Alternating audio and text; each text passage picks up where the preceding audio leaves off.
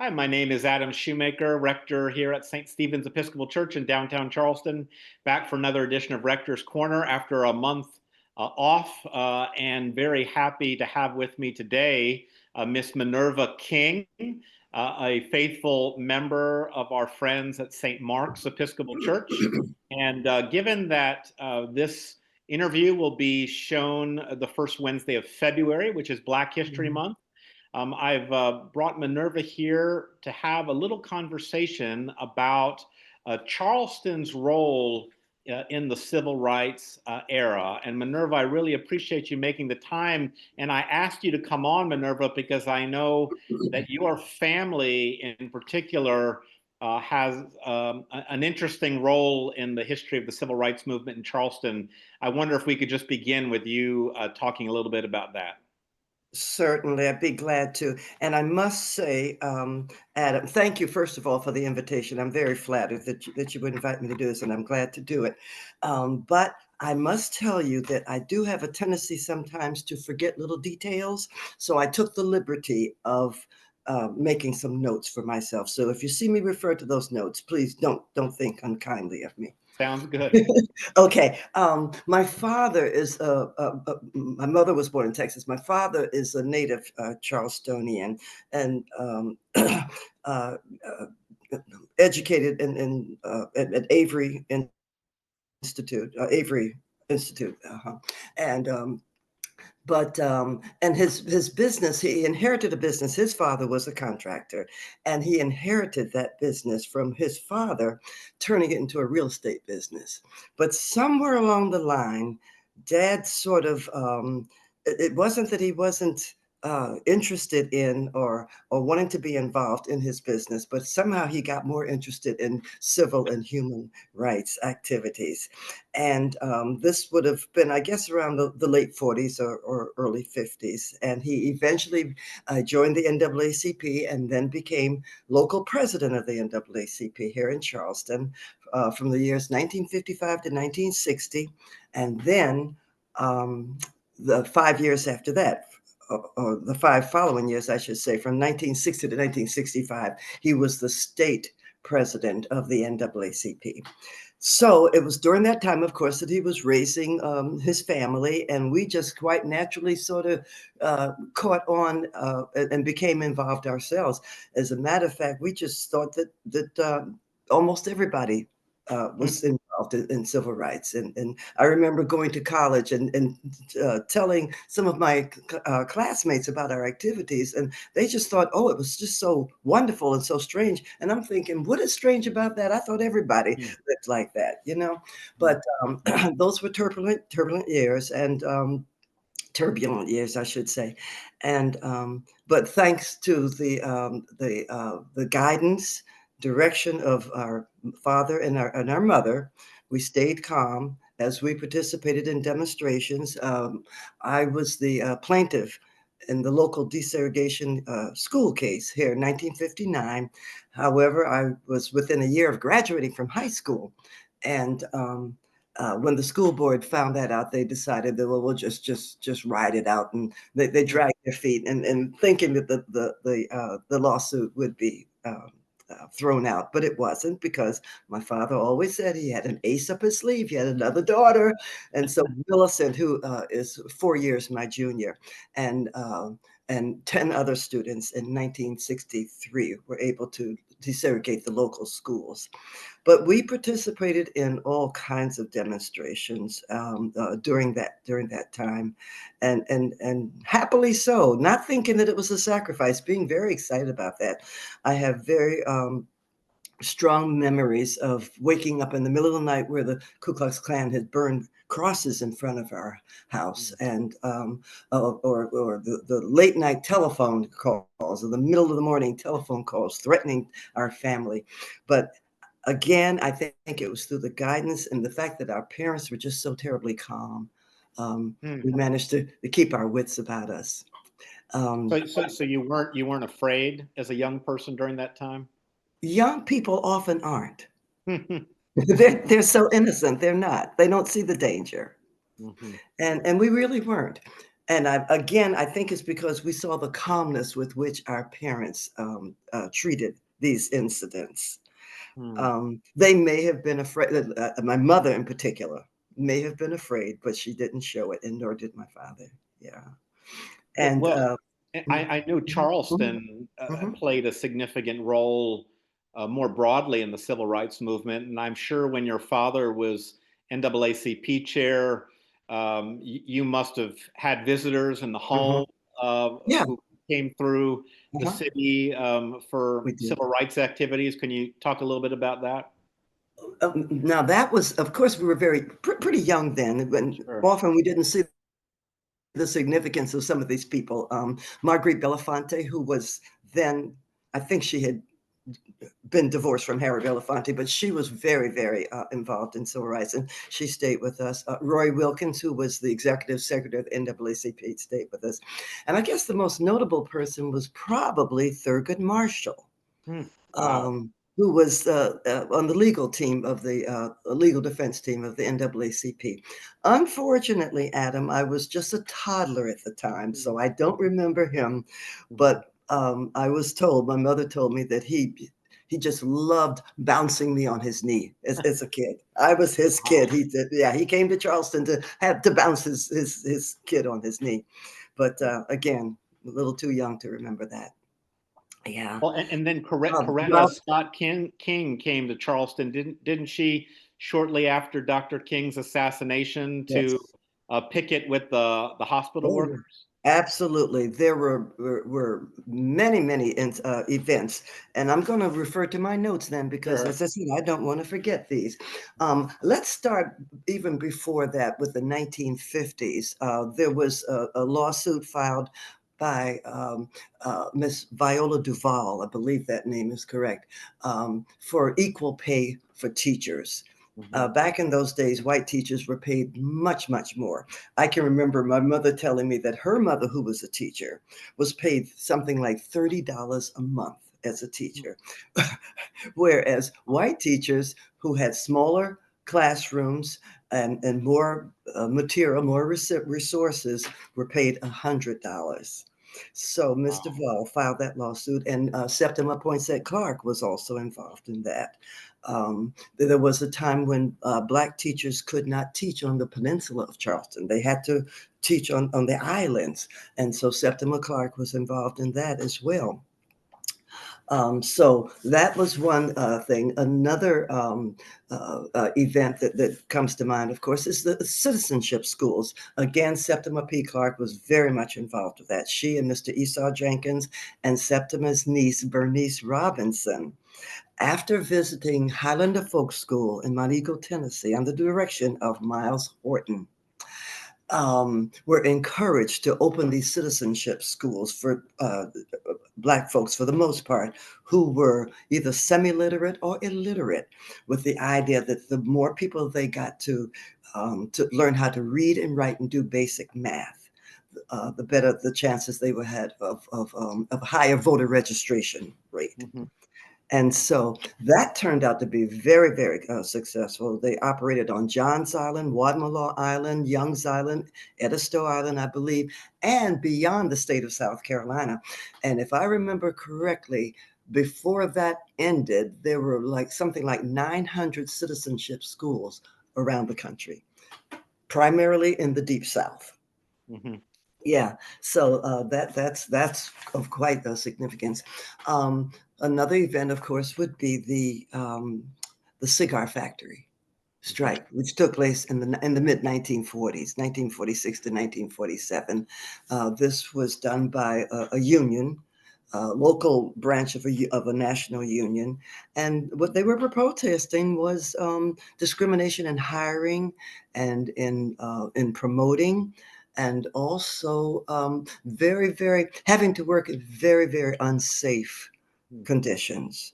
Hmm. This, of course, was before the days of air conditioning, and the ventilation was very, very, very poor. So people would have these serious respiratory problems as a result of working in the cigar factory. The strike lasted about 6 months. And while some would say it wasn't entirely successful, at least it sort of got the ball rolling. At that point, workers were making something like 35 cents an hour. Wow. And after the strike, the pay was elevated to something like 47 cents an hour. Hmm. And I should mention at this time, Adam, that there was a woman from Johns Island, Mhm. Johns and Guatemala Island. She lived on Johns Island, went to church on Guatemala Island. Her name was Alice Wine. And one day, while people were picketing in front of the cigar factory, she passed by and she saw them, and she started singing a song that she learned at her church as a child. I will overcome, I will overcome, I will overcome one day. And the people started singing it. And eventually, Alice Wine, along with Septima Clark and Esau Jenkins, visited Highlander Folk School herself. And while there, she taught that song to Zilphia Horton, who was the wife of Miles Horton, the director of Highlander. And Zilphia Horton happened to be good friends with Pete Seeger. And on one of her trips to New York, she got with Pete Seeger and they sat up all night long and they just made up more and more verses to that song, which of course became We Shall Overcome, which has been translated into literally hundreds of languages throughout the world. It's become pretty much the international anthem of human rights and civil Mhm. rights. Yeah. What a tremendous gift Charleston gave the world with that song. Absolutely. I had the occasion to meet Miss Wine. Unfortunately, by that time, she was elderly and she was in a daycare situation and she had dementia. So she didn't remember a whole lot. But Mhm. I was thrilled to be able to just sit there and talk with her and have my picture taken with her. Mhm. But and I try to tell that story to as many young people as I can, especially when I was working out on John's Island because she was as far as I'm concerned a homegrown heroine. Mhm. Uh-huh. Let's see now. We talked about the cigar and let's see. There was another the hospital workers.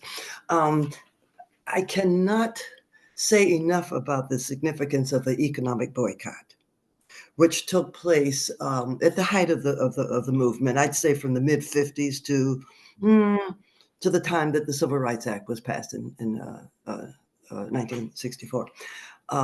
This was an extremely effective tool that was used, and it had the support of much of the community. We boycotted certain businesses and certain stores that were disrespectful. For example, the department stores. Black people could shop there, but we couldn't try on clothes before we bought them. Okay, of course, could not eat in the white restaurants. The movie theaters were segregated. Um, White folks sat on the bottom. White folks had to go to the back, go up the steps, and sit in the gallery. Mhm. Okay, we boycotted all the businesses and all the facilities that were showing this kind of lack of justice in our community, and that was extremely effective. I tell people around this time, when I was a little girl, in preparation for Easter, little girls always got new Easter dresses every year.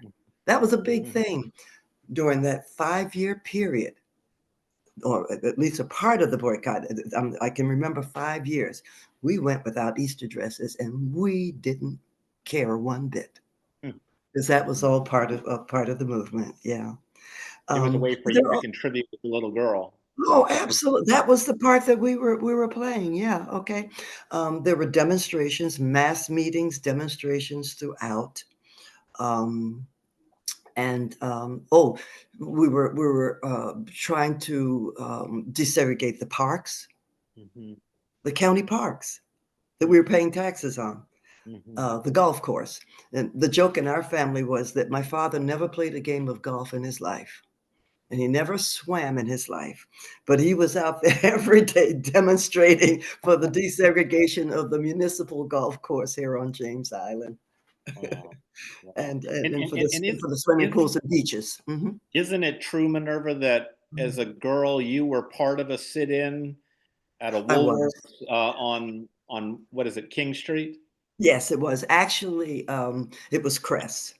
Crest The is the Crest dime store. And I have to explain to the young people and tell the story. They have no idea what a dime store is. And I tell them it was the precursor for Walmart and Kmart. Mhm, mhm, Yes, we a group of students, 24 students from Burke High School. I was the youngest at the time, 15. I was 15, and for months ahead of time, we prepared. We did role playing.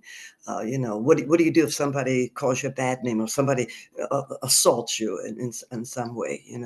We were very much based on the nonviolent method as espoused by Martin Luther King and, of course, South African. you're Gandhi or Thank you. Thank yeah, you. You see what I mean about my memory? yeah. Mahatma Gandhi, of course. Yes, of course. Uh-huh. Oh, by the way, if I can move aside a little bit, I think if I move, can you see that picture behind my head? Yes, I can. Yeah. You can. This was a Mhm, gift from my daughter and son last Mother's mhm, Day. What they did was mhm, they took a picture that was taken by the Post and Courier, and mhm, this is a picture of us at that lunch counter mm. that first day, April 1st, 1960. These are all, as I said, Burke High School students. Uh, uh, I don't know if you can recognize, but there I am. I I tell the see it. students, I tell the students that was me when I only had one chin. Okay. But anyhow, we sat for like 5.5 hours at the Wow. lunch counter. As soon as we got there, the managers came out and they took the tops of the remaining stools at the lunch counter so that nobody else would join us. And we sat there and we sat quietly. The only words we uttered were the words of the Lord's Prayer and the 23rd Psalm. Mm. And they sent the kitchen help out to tell us, you're going to get kicked out of school. You're going, come on, you better go on. Don't do this. This is not a good thing to do. And we ignored them, of course. And the manager came out and threatened to have us arrested. And still, we stayed. Eventually, the manager came out and told us that there'd been a bomb threat. Somebody had phoned in a bomb threat. Now, just picture this with the lunch counters. They have the long mirror. That's the width of the building, actually, so we could all see what was going on behind us. And there were customers in the store. The clerks were there. So we concluded that that was not a real threat. That there was Mm. nobody there. But after 5.5 hours, we were arrested. We were Mm. arrested and taken downtown. We weren't placed in cells. We were just put in a big courtroom until we could be bailed out. But that was the first time I was arrested. The second time was a few years after that. I'd already graduated from high school and started college, and this was 1963. That was the height of the Mhm. of the civil rights movement. We had these mass meetings every night in different churches, mostly the AME churches, Methodist and Baptist churches. And the purpose of this was twofold, actually, to act as a means of updating people and keeping people abreast of what was happening with the movement, uh, um, but also to keep up the spirits of the people. Mhm. Okay. Mhm. And at that point, the News and Courier, we used to call it the Newsless Courier. Thank goodness this paper has improved tremendously since then, but it was an extremely conservative newspaper. For example, they would cover some of the mass meetings. And if we had 500 people there, they would report in the paper, oh, there were 50 people there. Mm. Okay. And so anyhow, we decided after a meeting at St. Luke's AME Church, which at that time was on St. Philip Street, that we would do a silent protest march down to the what was then the News and Courier building. And somewhere along the way, someone said that one of the students, or somebody in the crowd, it wasn't one of the students we know, threw a rock. And that gave the police permission to start arresting us. So we stood there And my poor older sister, who was very active, she was a college student in Greensboro, North Carolina, and was president of her local NAACP student, and just wanted so badly to be arrested. You see, it was like a red badge of courage. Okay. Right. Right. So she turned. I remember it was raining that day, and she had an umbrella, and she turned to our mother to hand her the umbrella. She said, "Oh, I think I'm going to get arrested." And when she turned, they passed right by her, and they got me. And Wow. we were put in what used to be school buses, but the police department had bought them. And the funny thing about that is that they forgot to lock the back door on the bus. And when some of the fellas realized what had happened, they ran out the back door, not to go home. They ran around to the front door where they were arrested again. And some of those Wow. guys were arrested three times before the police realized that they were arresting the same people over and over again. And they locked the back door. And they eventually took us to what is now the defunct um, uh, Charleston jail at the Mhm. foot of what was then the old Cooper River Bridge, Yeah. an ancient building built in I guess, the 1800s. And they called it facetiously, they called it the Sea Breeze Hotel. The Sea Breeze Hotel. And there were 31 of us arrested that night. Wow. So 16 girls, 15 boys. They put all the boys in one cell, all the girls in another cell. And there we stayed for 3 nights and 4 days, I believe it was. Um, and you'd think that we'd get discouraged then? Nah, no, Hmm. not we were very energized, very energized. And one thing that helped me get through that period was I had in my purse a copy of the book that Septima Clark had written, her first book, titled Ready from Within. Hmm. And I finished reading that book, and that was part of the encouragement. Wow. We Wow. we were eventually bailed out by the NAACP, and we were taken straight to a church. We weren't taken home. We were taken straight to a church. And I tell you, that night we were local heroes. We were Wow. local heroes. Yeah.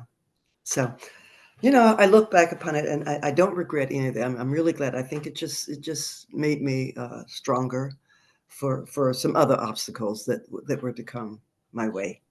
Well, Hmm. Minerva, you talk about the spiritual dimensions of the civil rights movement. You talk about Hmm. the spiritual songs and Hmm. the meetings that happened in churches.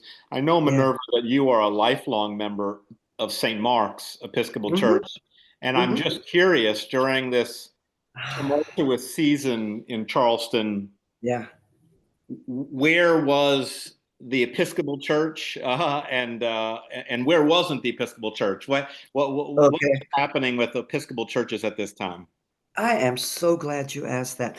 A little while ago, I mentioned some of the other denominations, the AME, the Baptist, the Methodist Church. Those are the churches that were involved. The Episcopal Church, not at all. Mm, Not at all. I can most effectively speak of my church, St. Mark's. As a matter of fact, there was kickback from that.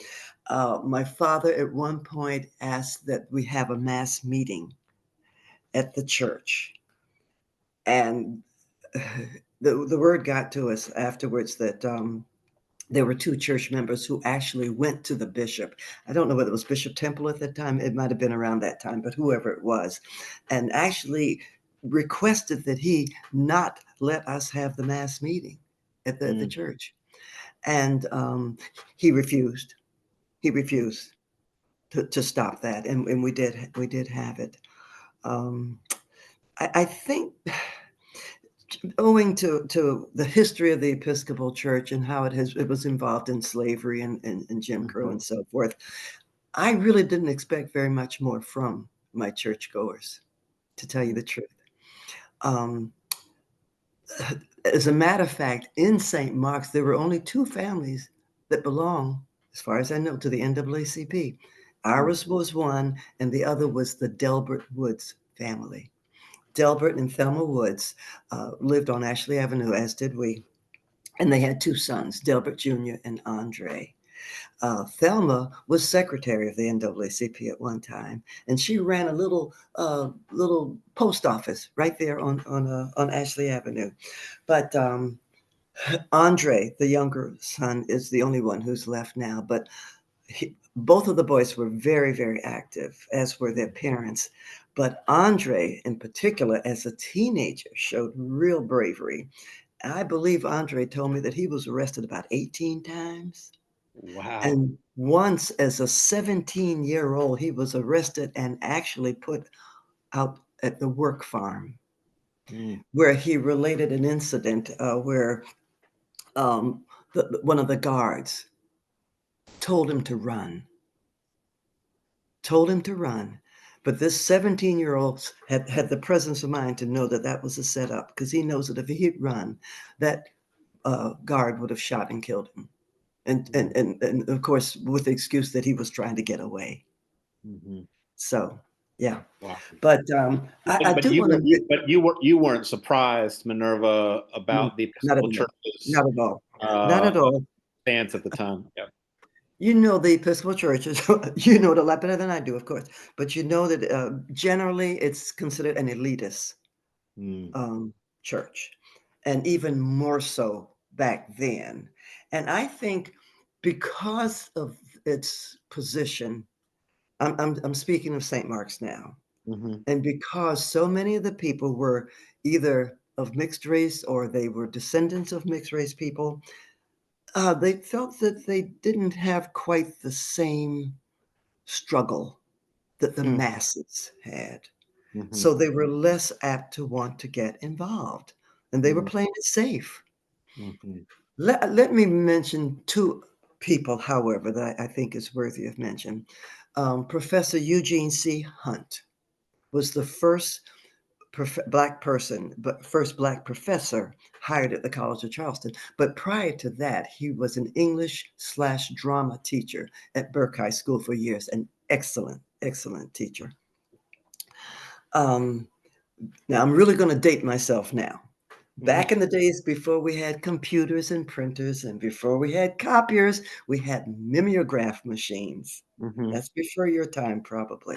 Yep. Gene Hunt, in secret, would make multiple copies on the mimeograph machine of the flyers that went out to the various and sundry churches and other entities.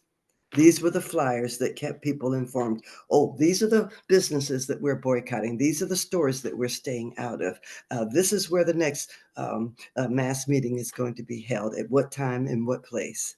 So he knew that he could not do this except in secret. Mm-hmm. Teachers were fired or just did not get contracts. I don't care how good they were. I don't care how long they had been teaching. If it was found out that they belonged to the NAACP, I can remember very vividly at the beginning of the month, every month, we would have a big stack of the Crisis magazine, which is the official organ of the NAACP. Mm-hmm. They would be delivered to our front porch with no names on them.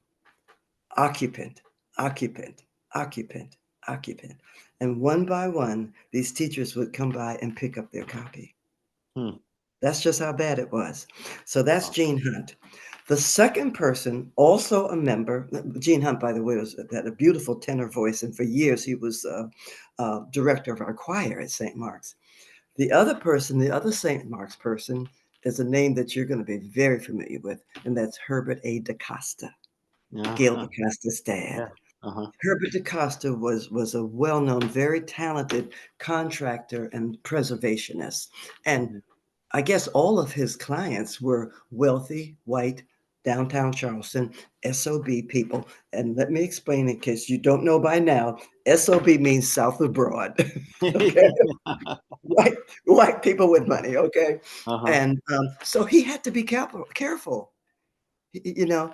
But I found out, I guess within the past 5 to 10 years, maybe, just found out that it was Herbert DaCosta who put up the money for the bail to get us out of jail when we were arrested.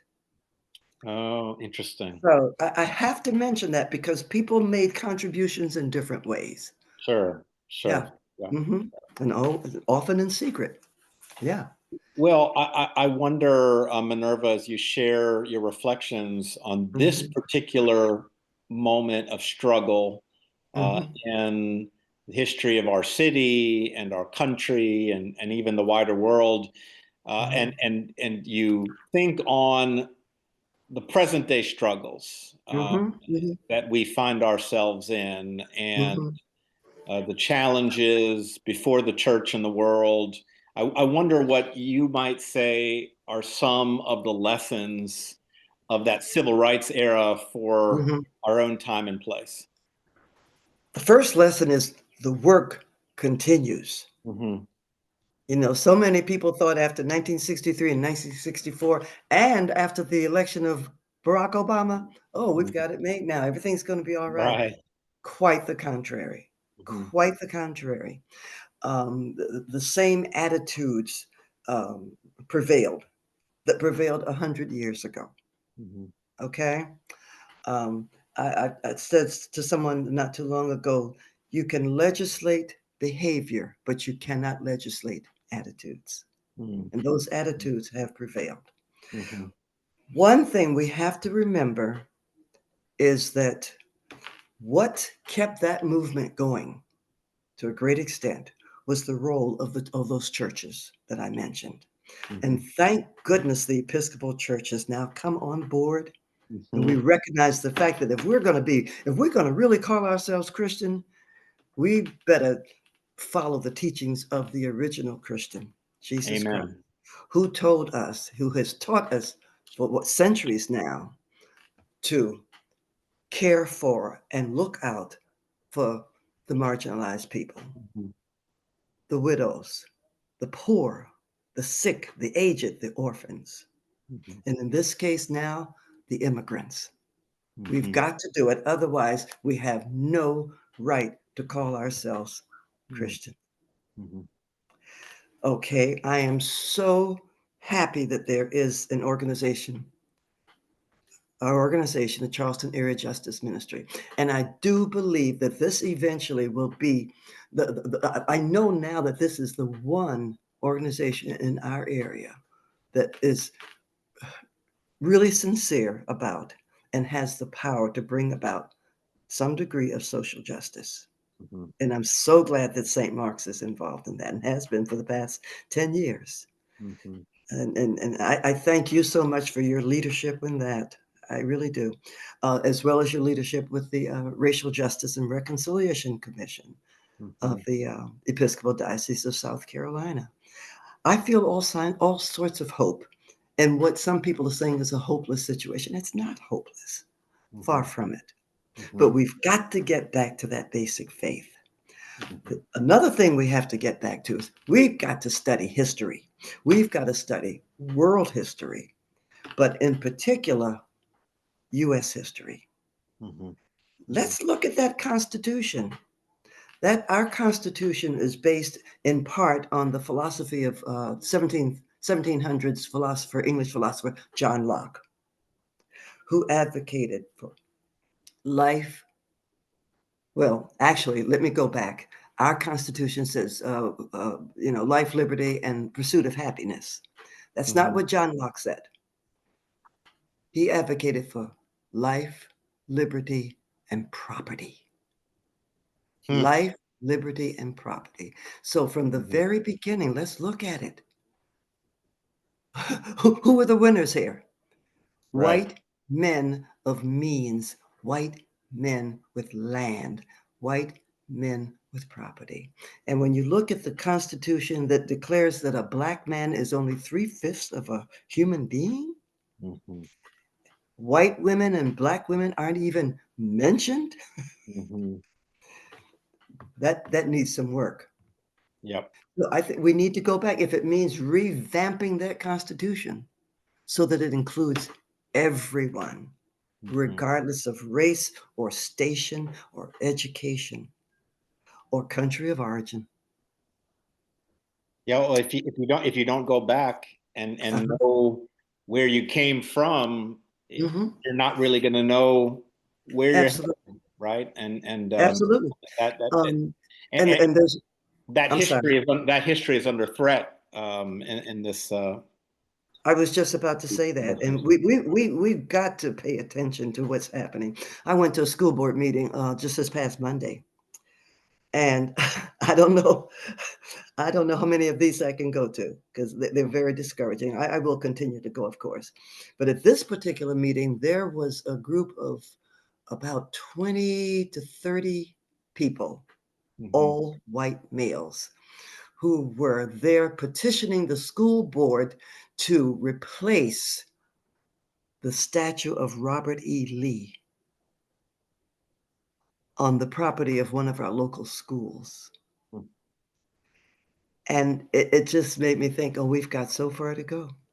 And as a retired librarian, I'm very, very sensitive to the fact that people are trying to ban books. I Mhm. will never, ever stop fighting against that.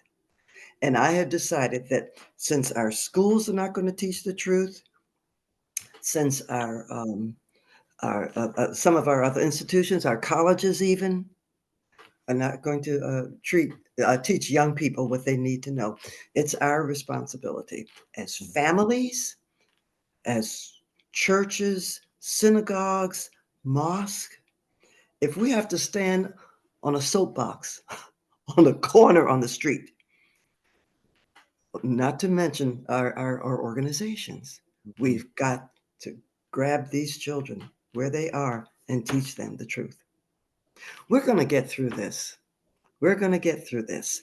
And you've probably heard me say this before. One thing that's going to get us through this is this remembrance that and this connection with the ancestors. Mm. Our ancestors came through hell, but they survived, and in some cases, they thrived. If Mhm. they could do that, we can too. Keep Amen. that connection with the ancestors. Amen. Well, Minerva, I really appreciate you taking the time to help us reflect on um, the struggle of that civil rights era that continues, as you've Mhm. said, and the work continues. This is an Right. ancient history. This Yeah. is history that forms the foundation of our present and future. And you remind us of the role that the church and all faith communities, all people of faith and goodwill, Mhm. must continue to play in this ongoing struggle and to keep the faith, to stay Mhm. hopeful, to remain together as we move forward. And Mhm. it's a gift to have an organization like the Charleston Area Justice Ministry that St. Mark's and St. Stephen's and Calvary and Holy Communion. We've got a number of folks in our diocese now engaged, and I think for those listening in the Charleston area, that's a wonderful way on a local level to make an Mhm. impact. But everybody can make an impact. Everybody can continue that work wherever you are, and with the Mhm. gifts that God has given you. But I appreciate you, Minerva. And for Mhm. those listening in, Minerva and I will be part of a Three Churches United pilgrimage to many of the civil rights sites in the Southeast in March 6th to the 10th. Members of St. Stephen's, St. Mark's, and Calvary, along with our bishop, our canon for leadership, and some members of our Racial Justice and Reconciliation Commission Mhm. will be on a pilgrimage that will culminate in the 60th anniversary march across the Edmund Pettus Bridge in Selma, Alabama. And we look forward that group of pilgrims to sharing with the whole diocese the fruits of that experience. So stay tuned for more. But thank you again, May, Minerva. Yeah, sure. Go ahead. before we, I'm sorry, before we sign off, I just wanted to say I'm so glad that you mentioned those four congregations. Mhm. Um, and I would be remiss if I did not mention the name of Bishop Ruth Woodless Yeah. Stanley. wonderful breath of fresh air, daughter of the South, Mhm. who fortunately came to us about 3 years ago, came with a strong message of social justice. And we are so appreciative to her. That's Yeah. point number one. Point number two, I did want to mention a couple of titles. If you're interested, or if folks who are going to listen to this are interested Sure, in please. learning more about this subject, um, one, of course, is Millicent's book, which has been Mhm. published. And by the way, she's in Atlanta while we speak, recording the Audible Mm. version of the book. Mhm. The title is Another Sojourner Looking for Truth. Mm. The other title that I want to mention is, you're probably familiar with it, is Spell Freedom. Mhm. This is a book by Elaine Weiss, Weiss. She will be launching this book on March 5th in the evening, 6 o'clock in the evening, at the main public, Charleston County Public Library. What she has done is explore the whole issue of the citizenship schools, Mhm. how they were formed, and who participated, and so forth. And it goes, of course, into other aspects of the civil rights movement in Charleston. So again, that's Spell Freedom by Mm. Elaine Weiss. And I've been asked to be the conversation partner for that occasion. So Oh, hope to great. see hope to see people on March 5th. And Okay. thank you again for all that you do, Adam. Please Well, know how much we appreciate you. thank you. Thank you, We- Minerva. And thank you for those listening in. I'll be back next month for another edition of Rector's Corner. In the meantime, friends, you stay safe and well, and you keep the faith. Take care, everybody.